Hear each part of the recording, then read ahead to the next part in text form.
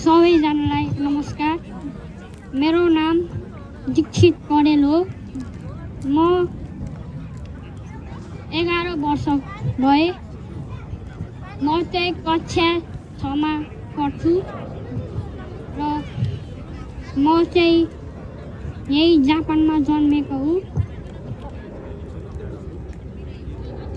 मेरो नेपालको घर चाहिँ गैँडाकोट हो र मेरो नेपालको गाउँघर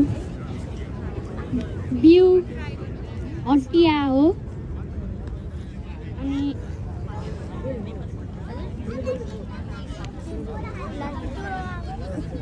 म अस्तिको दसैँमा नेपाल गएँ र म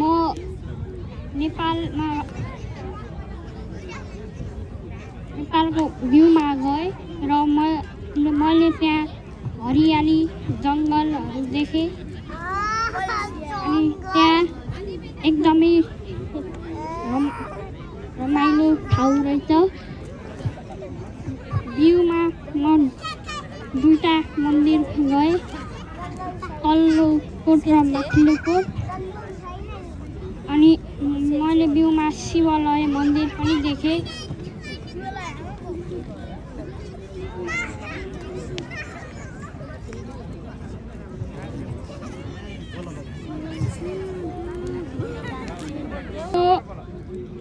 बाटो चाहिँ त्यति राम्रो चाहिँ थिएन।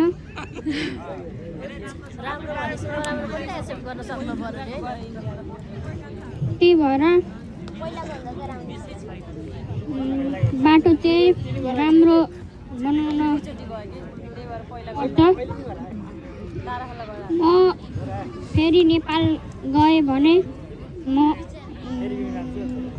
भ्यू जान्छु। धन्यवाद।